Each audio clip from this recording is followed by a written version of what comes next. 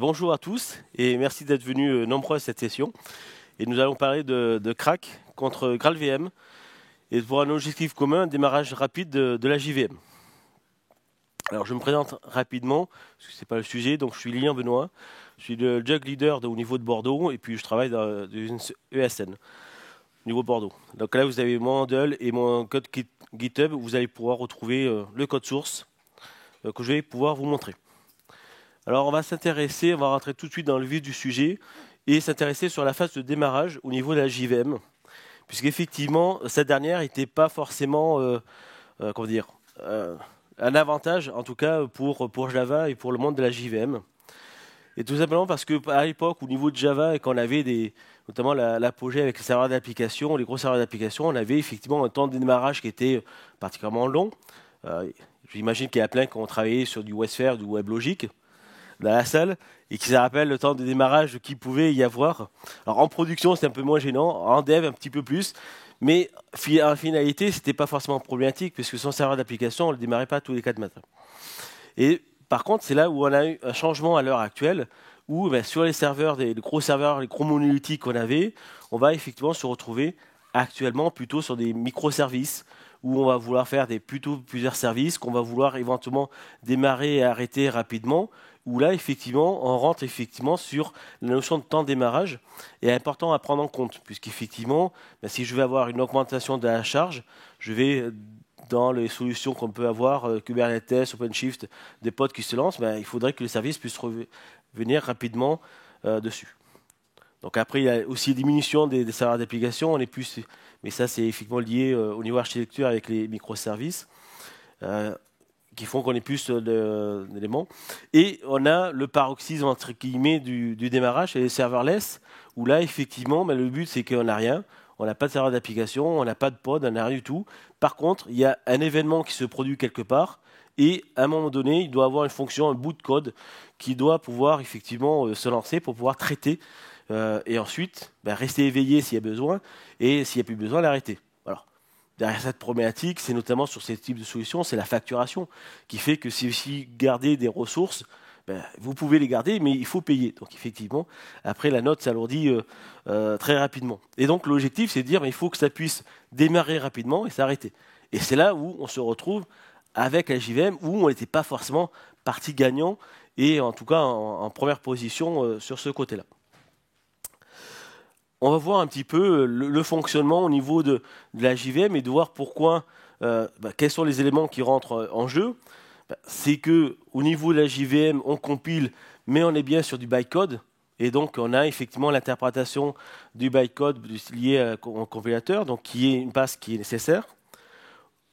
Heureusement pour nous, il y a ce côté dont on parle de code qui préchauffe, puisque en réalité, la JVM ne va pas uniquement dire je vais interpréter et exécuter, mais elle va pouvoir faire améliorer les performances, et notamment pour ça, elle a deux armes secrètes, qui sont les deux compilateurs JIT, le compilateur C1 et C2.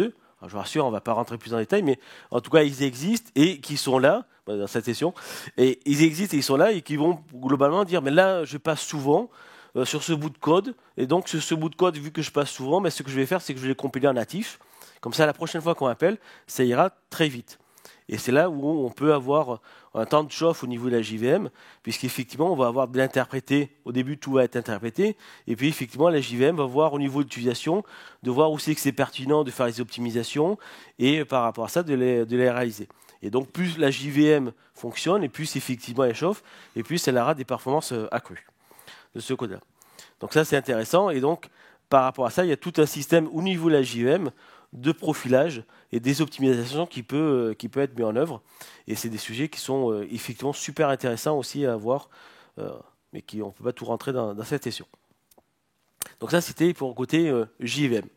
Il y a aussi le côté Java, et dans le côté Java, c'est le fonctionnement même de Java qui veut dire, mais par définition, c'est un langage dynamique. Et c'est pour ça qu'on l'aime bien, c'est parce que c'est des classes, les classes on peut les charger, on a des chargeurs de classes, et on va pouvoir dire, la classe je ne la connais pas, je vais pouvoir la rechercher, et donc la JVM va s'occuper de dire, je vais chercher les classes, alors la fiche est dans les jars, les éléments, et il va pouvoir charger les éléments, et effectivement c'est des éléments qui prennent du temps par rapport à cette phase-là. Alors, au-delà de ces temps-là, on a aussi d'autres points qui sont, et ce qu'on aime bien en tant que développeur, hein, c'est les annotations. Hein.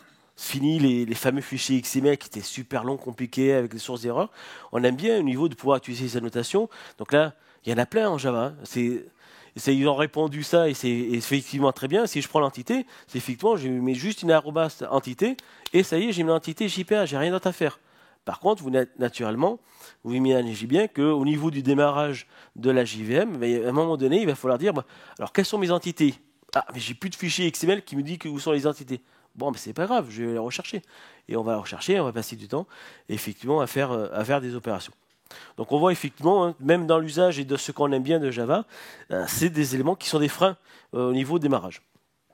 Il y a des points qu'on ne pense pas forcément, mais c'est les initialisations du bloc statique. Hein, donc bloc statique, c'est le côté, je suis dans une classe, je fais un statique, j'ouvre les accolades, et après ici, je peux faire des initialisations que je souhaite. Ben, effectivement, il faut faire pas grand-chose. Il faut faire quelque chose d'assez rapide, puisque sinon, ça veut dire que quand la JVM va charger la classe, effectivement, il va passer du temps à faire toutes les initialisations statiques liées à ce code-là. Et cerise sur le gâteau, hein, je parlais d'annotation entity, mais en réalité, il y en a plein d'autres au niveau contexte applicatif. Et si on n'en prend que deux, qui sont la majeure partie de ce qu'on fait en Java entre du Spring et du CDI, avec l'application contexte et les asiles annotations, on va effectivement avoir toute cette phase-là qui est nécessaire pour pouvoir faire notre injection de dépendance et se retrouver très facilement à utiliser. Donc on voit déjà que même l'utilisation fondamentale de Java, et pour les raisons pour lesquelles on aime Java, on a l'impression qu'on se tire un peu les balles dans les pieds en disant mais avec tout ça, ça va pas être évident de gagner du temps. Et c'est là qu'on va voir les deux solutions qui existent. Et donc on va commencer tout d'abord par la première qui est potentiellement la plus connue, c'est GraalVM, donc des laboratoires Oracle. Donc c'est pas un projet OpenJDK, c'est des laboratoires Oracle Labs qui s'en occupent, qui est basé sur effectivement un JDK. Et l'objectif c'est d'avoir une JVM et on va voir le fonctionnement. Donc le fonctionnement, c'est d'avoir un compilateur Graal qui correspond à un compilateur globalement de OpenJDK. Et surtout, ce qui va nous intéresser ici dans ce cas, c'est d'avoir le native image. Et c'est ce point-là qui va être intéressant, puisque ça va permettre de dire, je vais faire de la compilation native, mais au lieu du JIT qui était à l'exécution, je vais le faire avant. Donc par rapport à ça, au niveau native image, l'objectif c'est un compilateur donc dans la catégorie AOT, c'est-à-dire qu'on fait la compilation en avant de phase. Et l'objectif c'est d'avoir une compilation complète. Alors après c'est là où au niveau de GraalVM, on va se retrouver, maintenant très souvent en Java et d'autant plus au niveau GraalVM, c'est que si toute la compilation se fait à la base dessus, à un moment de la compilation, il va falloir avoir une vue fermée et avoir l'ensemble des possibilités pour pouvoir effectivement compiler l'ensemble. Et pas dire je compile un bout et puis je verrai plus tard. Non, non, si on fait du natif, ça serait que je compile l'ensemble des points qui sont associés. Et donc par rapport à ça, donc j'ai repris un petit schéma de Oracle Labs où on voit qu'on a à gauche en entrée, on a du code Java, l'application livrée, le JDK en tant que tel. Puis après on va avoir différentes phases qui vont intervenir sur les points d'analyse, donc l'analyse statique au niveau du code, lancer toutes les phases d'initialisation. Je vous parlais tout à l'heure des blocs initialize, qui est les blocs statiques au niveau de l'initialisation, c'est des points qui vont être pris en compte et prendre en compte pour pouvoir faire les opérations d'initialisation, préparer la heap, et sur ce travail-là, il va effectivement pouvoir reboucler. C'est ça qui amène effectivement un travail de temps long par rapport à la compilation, pour obtenir au final un exécutable natif. Et sur l'exécutable natif, on va avoir deux parties. On a le résultat, le code qui est donc en haut, et on a naturellement les datas, puisqu'il y a déjà toute une partie initialisée qui existe et qui sont déjà fonctionnelles. Alors, on me dit démo, je passe démo alors. Alors, sur la démo, alors pour simplifier, je n'ai pas fait forcément du Graal tout de suite, du pur Graal. J'ai préféré faire du Quarkus, qui a l'avantage, donc là j'ai juste fait le site Quarkus en disant je veux une application web. Ouais, je veux une application d'exemple, donc j'ai mon point d'entrée qui, si mon IDE veut bien s'ouvrir, va m'afficher avec un point d'entrée REST qui va me dire juste hello de ce côté-là. Donc pour montrer que c'est bien mon code, on va dire hello Devoxx France. Et donc par rapport à ici, je vais me placer donc au niveau de la démo.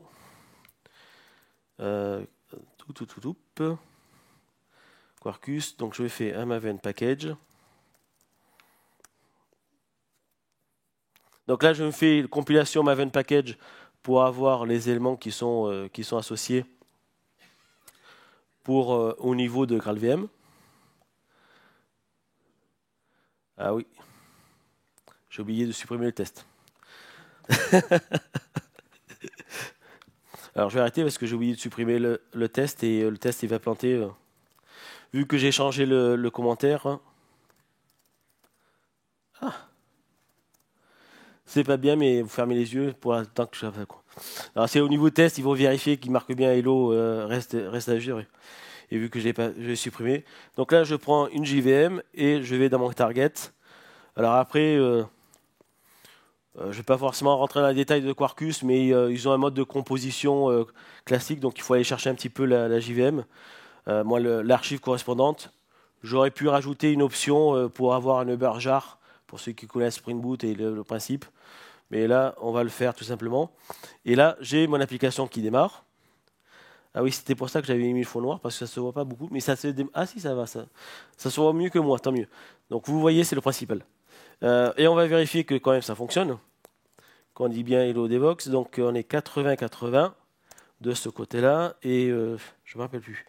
Je crois que c'était reste, c'était Hello. Hop. Bon, là, c'était facile. Alors, là pour l'instant, c'est que du Java. Attendez, parce que là, c'est que du Java. Je tiens à le préciser. Donc après, on me dit, oui, mais le but, tu m'as parlé de GraalVM, et là, tu me fais exécuter le Java. Je dis, ah oui, je montre déjà que ça fonctionne. Alors après, c'est là où j'aime bien au niveau de Quarkus, c'est qu'en réalité, ils embrassent la partie GraalVM, et en réalité, je fais mon package, donc j'ignore toujours les tests, et par contre, j'ai la possibilité d'avoir un profil natif, en disant, je vais pouvoir faire une compilation native dessus. Donc il va me faire les mêmes opérations, puis il va me lancer native image. Et donc le temps qu'il va prendre native image, ça va prendre un petit peu de temps.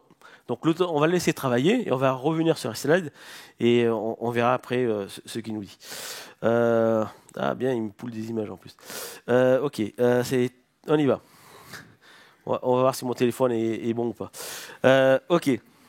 Alors, on va en profiter le temps de la compilation pour voir un petit peu les contraintes. Puisque naturellement, à partir du moment où la question est super bien, puisqu'effectivement, on va avoir du natif. Donc là, on va avoir un package complet. Et effectivement, après, c'est plus d'interpréter. C'est-à-dire que là, ça va être, je suis sous Linux, ça va être un programme C, Linux, que je vais obtenir. Et donc, comme toute médaille, il y a un revers. Donc on va voir un petit peu ce revers. Et à travers les premiers revers qu'on va retrouver, c'est la réflexion et le dynamisme. Ah mince, rappelez-vous, au niveau de Java, c'était le premier point que je disais. Ah, mais c'est ce qui est super cool, c'est qu'il y a les chargeurs de classe, l'API réflexion, les éléments qui sont associés. Et là, il y a des personnes qui disaient, oui, mais non, mais ça, c'est le dynamisme, on ne peut pas le faire parce que tout doit être connu au moment de la compilation. Et donc, par rapport à ça, on va se retrouver effectivement sur une zone fermée au niveau d'utilisation. Donc, il y a des points qui vont être apportés de contraintes. Sur la réflexion de base, la réflexion ne fonctionne pas. On va être obligé d'avoir des fichiers supplémentaires, de rajouter des éléments de configuration pour pouvoir permettre à que le Graal Native Image puisse faire effectivement faire un exécutable qui prenne en compte l'exécution ou l'équivalent de la réflexion.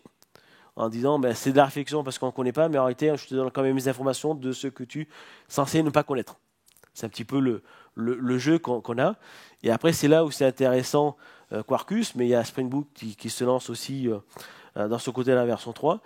C'est qu'à travers les extensions, à partir des extensions qui sont effectivement sympathiques, ils vont amener aussi des éléments de configuration pour Native Image pour pouvoir retrouver, pour faciliter ce travail-là.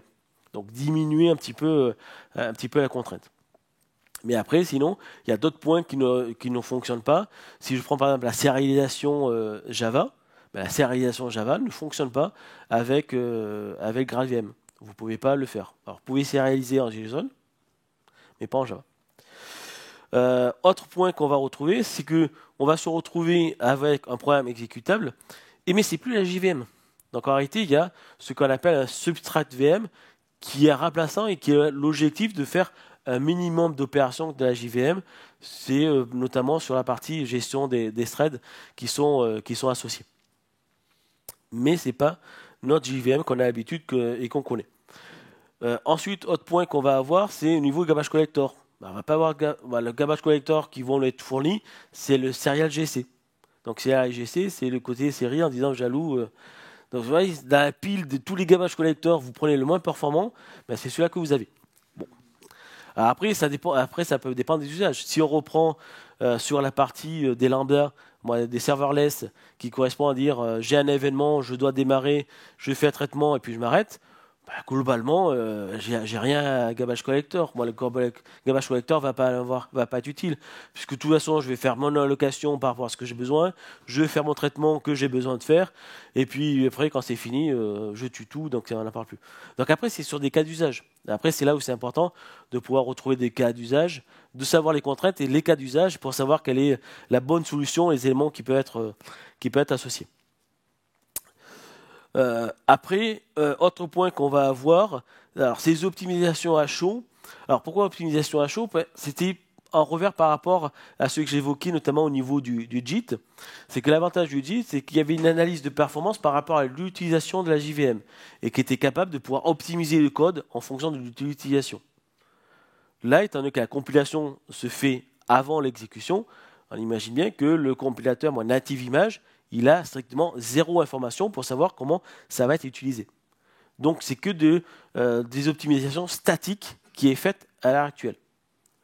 Alors après, c'est la version GraalVM Enterprise, donc c'est la version payante de GraalVM au niveau d'Oracle, qui ont des mécanismes pour pouvoir faire de l'optimisation, récupérer des profils d'optimisation au niveau de l'application et de pouvoir les réinjecter dans la phase de compilation pour que le compilateur native image puisse effectivement prendre en compte les optimisations de ce niveau-là. Et deuxième point, je ne sais pas où je suis parti, voilà. Deuxième point, c'est là encore au niveau enterprise, si vous voulez avoir un vrai garbage collector, donc le G1, ben là par contre il va falloir sortir le can check en disant ben voilà, il faut passer à la version enterprise qui sont associés. Allez, on va faire un petit retour sur notre build et on voit que c'est encore en cours. Alors, on va regarder. Alors, on va laisser tourner. Là, c'était la fameuse boucle que j'évoquais avec les phases au niveau du schéma, qui est ici.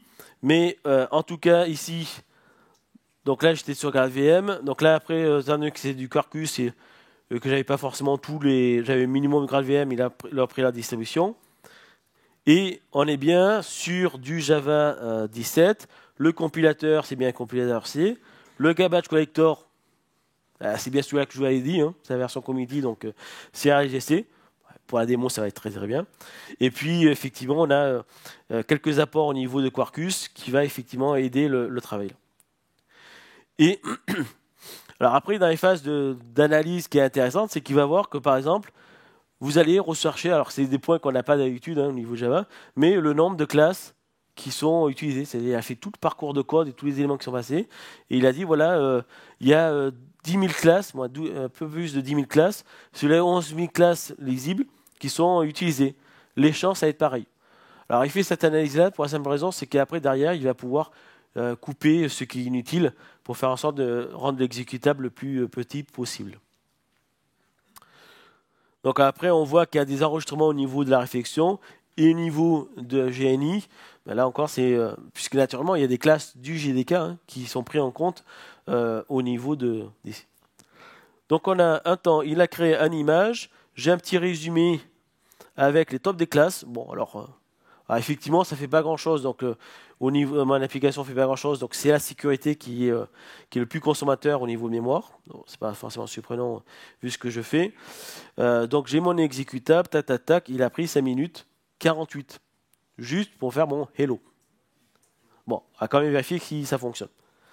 Alors après, je vous ai dit que c'était un exécutable. On va vérifier que c'est un exécutable.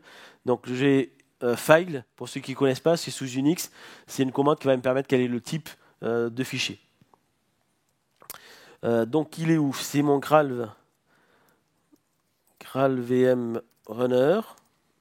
Et donc là, au niveau système, il me dit bien que le GraalVM Quarkus Runner, c'est bien un exécutable. C'est un ELF 64 bits, c'est bien un exécutable Linux. Ce qui fait que par rapport à ça, je vais pouvoir l'exécuter. Bon, d'accord, je vais faire la complétion, ça va être plus simple. GraalVM runner. Donc ça a démarré, alors si vous vous rappelez plus les temps, mais ça démarre encore plus vite que ce qu'il y a ici. Alors je ne vois plus le temps, mais ah si, c'est ça. Ça démarre encore plus vite que ce qu'on avait tout à l'heure. Et si je fais mon cœur, ça devrait fonctionner tout autant.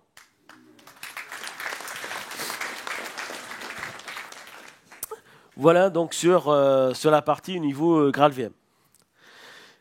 Mais là, après, maintenant, on va voir passer le concurrent au niveau, la deuxième solution, au niveau de Crack. Et donc là, par rapport à ça, je vais passer un petit peu plus de temps et au niveau des étapes, parce qu'effectivement, GraalVM, il y a eu, ça fait quand même quelques années, ça fait plus de 5 ans que c'est sorti. Donc effectivement, il y a eu beaucoup de documentation ou des exemples, des démos qui existent. Et que là, il y a un petit nouveau et on va se pencher sur le cas du petit nouveau qui est Crack. Alors Crack, déjà la signification, alors excusez-moi mon anglais, mais quand il restore at checkpoint, donc le but c'est de dire qu'on va avoir des checkpoints et des restores. Et c'est ça qu'on va pouvoir effectivement retrouver dans la logique de Crack. Mais, heureusement que j'ai mes slides, point important quand même de précision, c'est que si GraalVM c'est une solution d'Oracle, Oracle Labs, donc qui est à côté, qui n'est pas dans le JDK, le Crack, par contre, est un projet de l'OpenJDK. Donc avec tous les avantages que ça peut avoir, c'est-à-dire que c'est un projet par rapport à des personnes qui maintiennent l'OpenJDK, et que après l'objectif c'est que ça va, pour tendre, de venir dans le futur, quand ça sera mature, de pouvoir venir dans le JDK, comme on avait actuellement le projet Loom au niveau des Virtual Threads, qui arrive là en standard dans le JDK 21. Donc sur ce point-là, c'est pas forcément demain que ça va arriver, mais en tout cas ça préfigure des bonnes idées sur l'avenir. Donc on va avoir, maintenant, si on revient sur la logique, deux opérations à retenir, c'est les checkpoints et les restores. Et donc l'idée de base, c'est de dire, la JVM, c'est quand même pas mal. C'est quand même un super bon produit. Il y a énormément d'optimisations qui sont faites par la JVM. Il y a énormément d'optimisations qui continueront à être faites au niveau de la JVM. Et au niveau de traitement, quand il y a de l'allègement de charge, il est très bon au niveau performance. Et de se dire, c'est quand même dommage de se priver un petit peu de ça, en disant, mais c'est revenir au niveau natif. Parce que si je prends un autre exemple, si vous avez un problème sur votre exécutable natif, c'est plus du Java, hein, c'est du C. Donc là, il faut reprendre le debugger C pour pouvoir débugger votre application native qui est développée en Java. Et donc là, on va se dire, ce qui serait quand même bien, c'est plutôt de se retrouver en disant, de rester, de pouvoir avoir au niveau de Java et profiter de cet écosystème et toutes les fonctionnalités qu'on peut avoir, ne serait-ce que dire d'avoir des flux ou des éléments au niveau de débugage ou d'information, les métriques qu'on peut retrouver. Et donc, c'est de dire, on va garder sur le mode de fonctionnement au niveau de la JVM. Par contre, on sait que, par rapport à ce que j'évoquais, la JVM, elle met du temps, il faut qu'elle chauffe.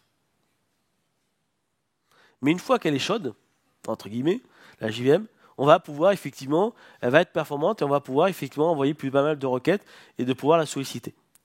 Et c'est là qu'à un moment donné, ils se disent, mais c'est là que c'est intéressant, c'est de dire, on puisse faire une image, et donc c'est là où on va faire un checkpoint, pour dire, stocke-moi, fiche-moi l'état de la JVM, là, maintenant, avec toutes les optimisations que tu as faites,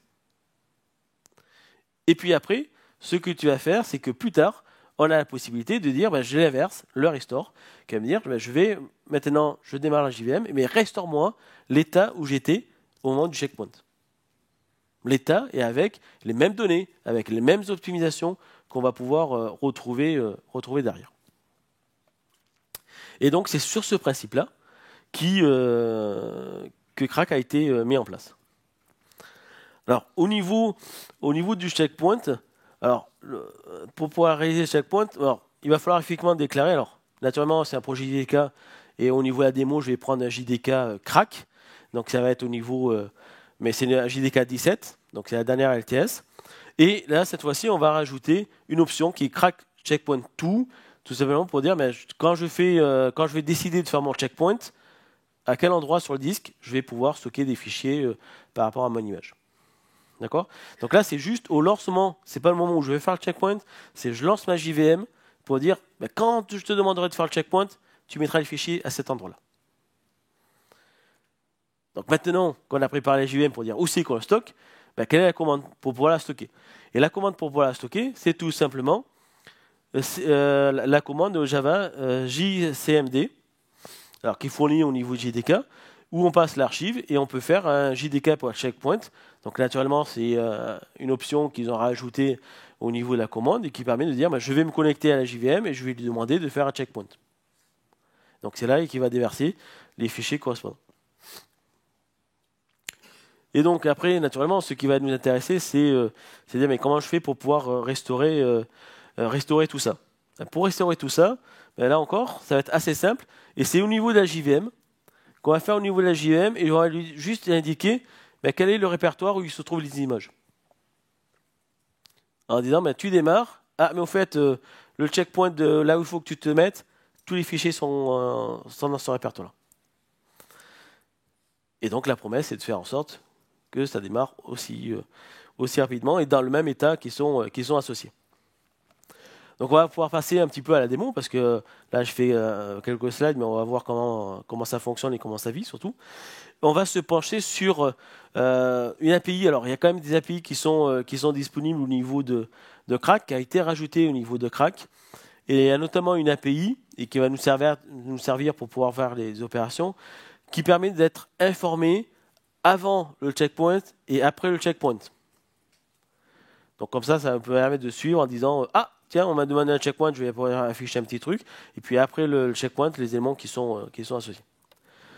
Allez, j'ai mis beaucoup de slides, on va pouvoir passer à la démo. Alors par rapport à ça, à la démo, alors vous verrez que sur les démos chaque fois j'ai fait des débuts solutions. Alors début c'est donc là je vous donnerai du GitHub. Solution c'est que ça fonctionne, vous n'avez plus qu'à lancer. Et puis début c'est si vous voulez justement faire le même exercice que moi que je fais en séance. Donc qu'est-ce qu'on va avoir? On va regarder ce que vous ai préparé. Alors j'ai fait c'est simple. J'ai fait un main, voilà, un main alors qui me passe par une petite méthode qui me permet de loguer combien de temps de démarrage de la JVM, qui me lance une application et on va regarder ce qu'on va faire. Et puis après, il fait un bet book while en disant laisse-moi tranquille, fais ton truc derrière. Et donc après, naturellement, il a fallu trouver une idée pour dire bon, il va falloir quand même que je prenne du temps. Hein. Bah, le but, c'est de voir si ça démarre bien, etc. et rapidement. Et donc, ce qui est bien, c'est quand on a besoin du temps, on peut se rechercher, on peut compter sur les maths. Et donc, j'ai pris les nombres premiers. Et donc, par rapport à ça, j'ai fait une petite classe qui est le calculateur de nombres premiers, qui est assez simple, qui est uniquement un cache qui me permet d'avoir les nombres premiers pour me dire si c'est vrai ou si c'est un nombre premier ou pas. Et donc, naturellement, je l'initialise à partir des 50 premières valeurs. Donc, vous aurez compris qu'il y a un temps de calcul nécessaire pour avoir ces 50 000 initialisés, ce tableau-là. Et puis après, je peux demander et premier. Et donc, il y a juste un côté, s'il est en cache, je tourne le cache, s'il n'est pas, je calcule et je retourne. Qui sont associés. Donc, ce qui me permet que mon programme est assez simple, où quand je le lance, il se démarre, il fait le nombre premier, il calcule et je demande le premier. Donc là, on devrait arriver à quelque chose d'assez simple.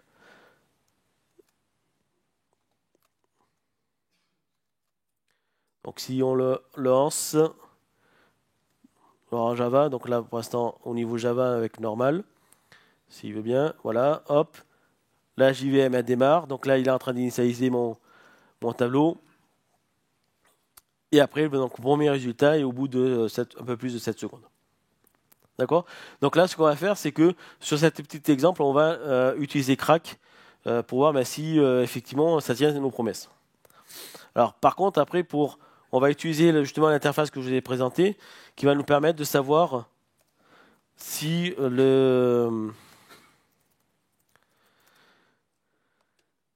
si effectivement on est checkpoint ou avant ou après le checkpoint.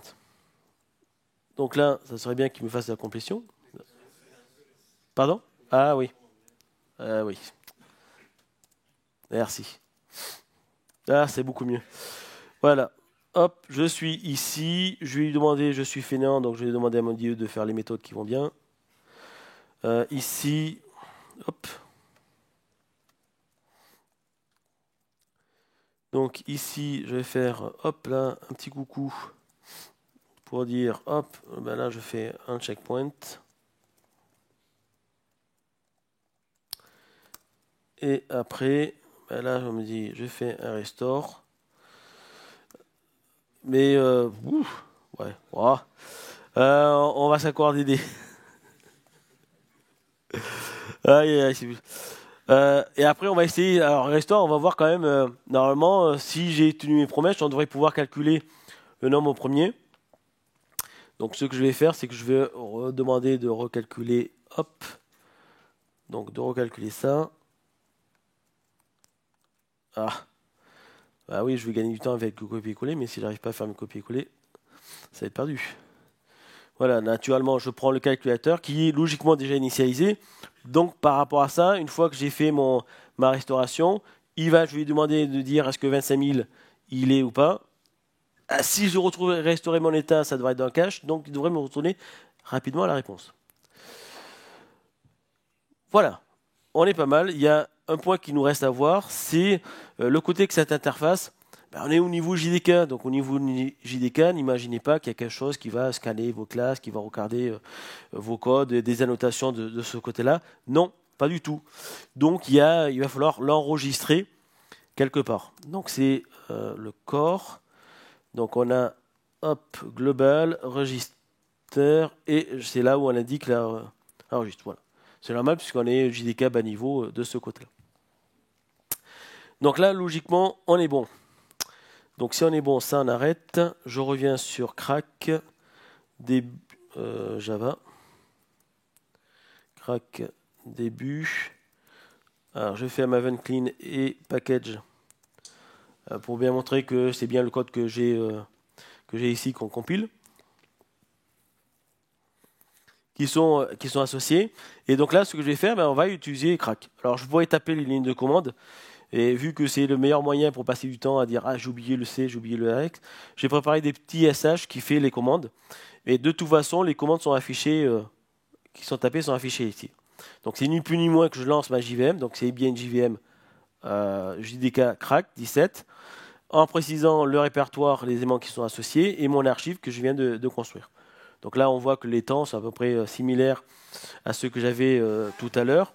Il n'y a pas de surprise de ce côté-là. Je pourrais regarder si je vais... si je suis curieux, je peux regarder dans le répertoire ici. Ah oui, je n'ai pas de fichier.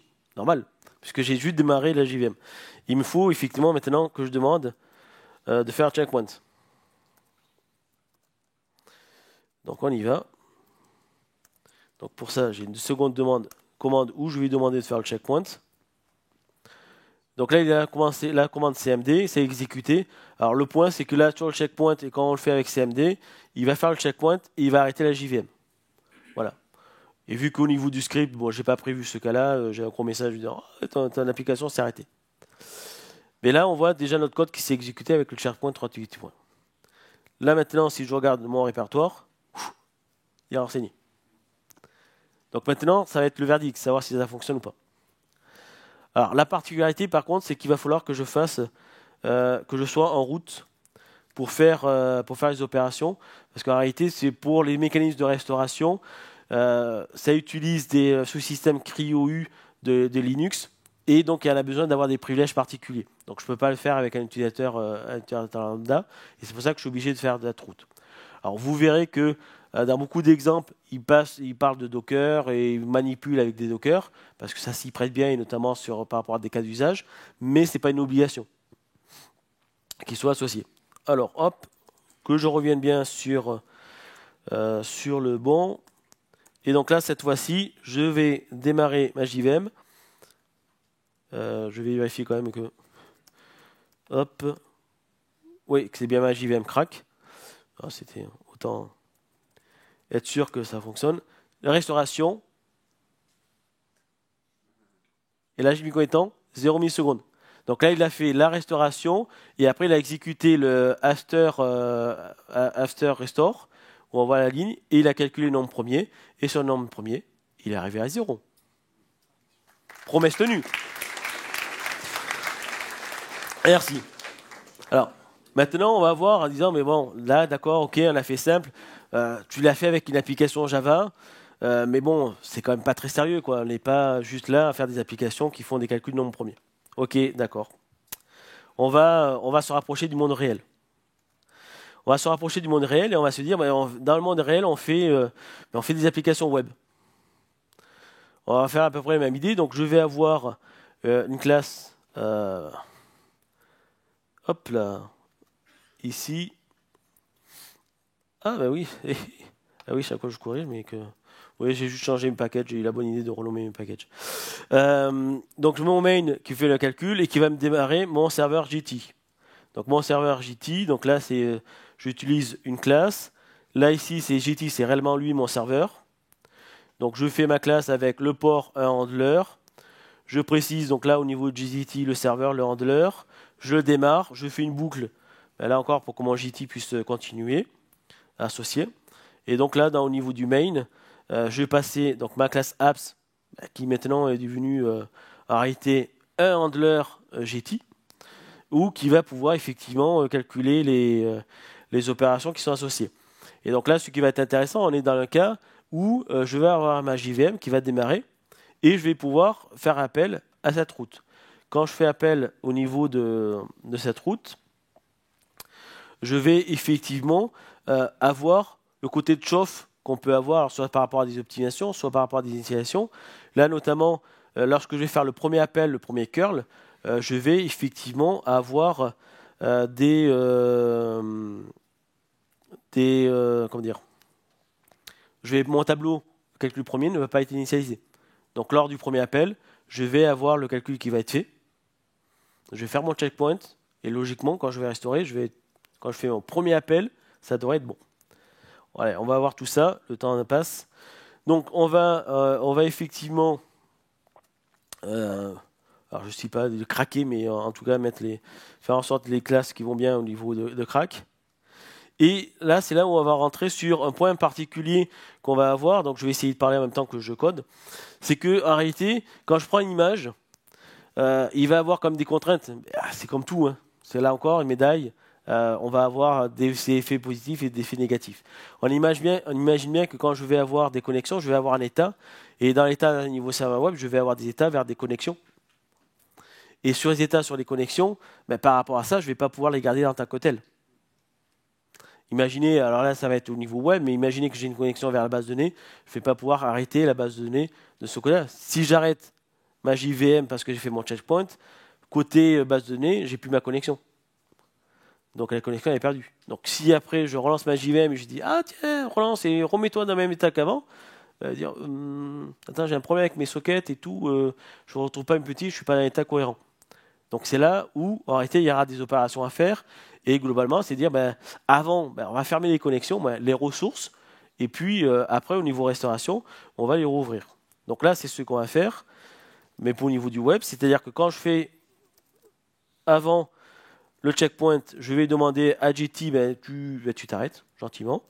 Et puis au fait, quand tu redémarres, quand après la restauration, tu peux redémarrer de ce côté. J'ai ce côté-là. J'oublie toujours, alors heureusement que j'ai mis mon commentaire, mon enregistrement, parce qu'il n'y a pas de, comme on dit, j'en ai au niveau JDK, donc il n'y a pas de magie dans le JDK. On va pas à ce niveau-là. Je reviens et là, je vais repartir sur mon exemple. Donc là, cette fois-ci, on est sur du crack. GT. Crack GT début. On fait pareil à Maven clean package. Donc là, c'est du pur GT. Le seul point particulier, c'est ce qui est indiqué. Donc là, j'ai mon application. Donc pareil, je vais avoir les mêmes commandes. Je vais pouvoir démarrer mon application crack qui démarre. Donc crack où je précise mon répertoire associé. Et puis après, j'ai mon GT qui fonctionne. Donc ici, normalement, je fais du curl. Donc j'ai fait sur le oula, merci, 80 et 150. Premier appel, effectivement, mon tableau calcule nombre premier n'est pas renseigné. Donc il faut qu'il calcule. Si je fais le second appel, là par contre, j'ai la réponse tout de suite. Normal, puisque c'est... Maintenant, on va voir avec Crack comment ça se passe de ce côté-là. Alors, je me mets quand même dans le bon répertoire. Ça va aider. Sinon, mon effet démo va un peu tomber dans l'eau. Voilà, donc là, j'ai ma JVM. Je fais un crack, et là, on voit qu'effectivement, il y a eu le checkpoint, et qu'il y a eu bien un stop au niveau comment dire, de DGT. Et donc, tout l'intérêt maintenant, ça va être de dire, mais au niveau redémarrage, voilà, vous avez compris le principe. Donc, sur du GT,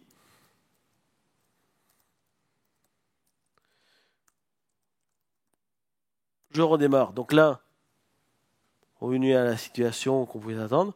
Et donc le verdict, en réalité, ça va être ici, c'est de dire, mais quand je vais faire mon curl, est-ce que je vais avoir ma réponse tout de suite? Vous êtes prêts? Tadam!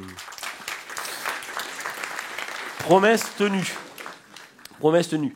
Alors après, maintenant, vous pouvez me dire, oui, mais Lilian, t'es bien gentil, mais ça veut dire que quand même, il va falloir que je me penche sur sa application. Là, tu as fait sur le GT, mais tu as parlé tout à l'heure de la base de données, tu parles maintenant, j'ai avec un broker, j'ai ceci, et on a plein de choses, plein de cas à pouvoir gérer. Et je dis oui, éventuellement. Mais vous ne faites pas les développements à la main non plus. Généralement, vous utilisez des frameworks. Et donc, les frameworks, ils vont pouvoir vous aider sur ce côté-là. Et donc, on va passer sur un autre cas, encore plus à vie réelle, en disant, mais classiquement, alors j'aurais pu faire Quarkus, mais je lui dis, tiens, je vais faire son copain Spring Boot. Et on va faire un équivalent en disant, mais moi, ce que je fais, c'est que je fais du Spring Boot.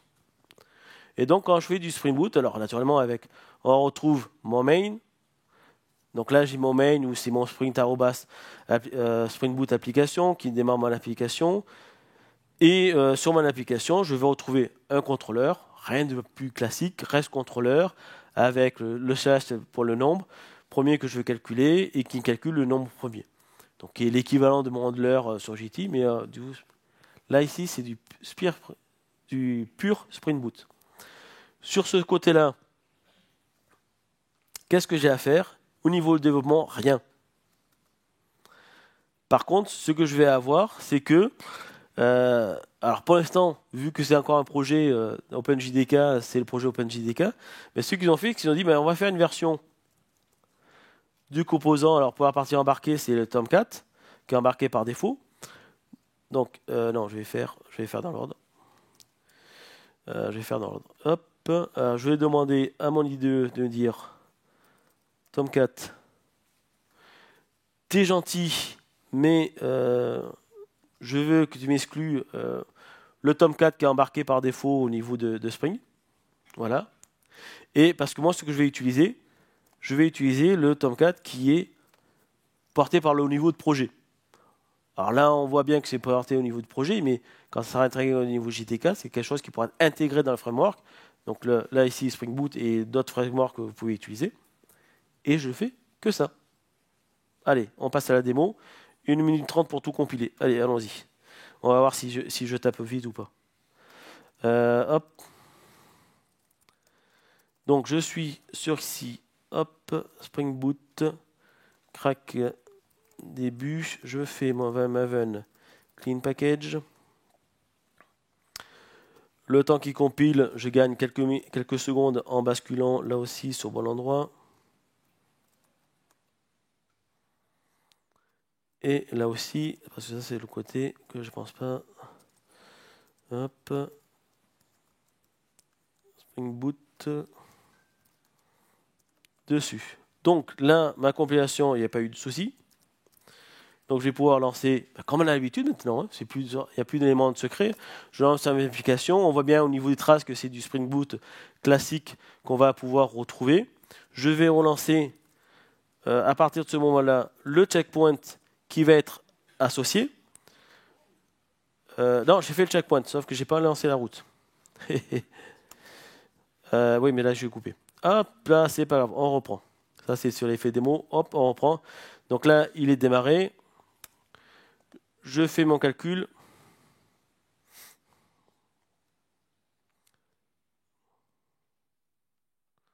Ah oui, mais j'ai J'ai fait petit. Voilà, qu'il soit comme il faut. Donc là, c'est le temps est bon, un temps rapide. Je peux faire mon checkpoint. Je reviens. Donc là, le checkpoint, il est fait. Je vais pouvoir ici redémarrer. Et ce qui va nous permettre, donc là, il est redémarré.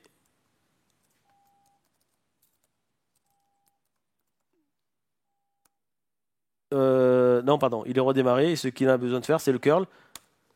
Tout de suite, la réponse. Zéro développement. Zéro développement à partir du moment où, effectivement, ça prend en compte d'un JDK et prend en compte par le framework. Je vous remercie à tous. Et puis, n'hésitez pas, si vous avez, je remets mes coordonnées et allez sur mon GitHub. Sur mon GitHub, vous retrouverez toutes les sources d'Imparti Solutions. Merci à vous.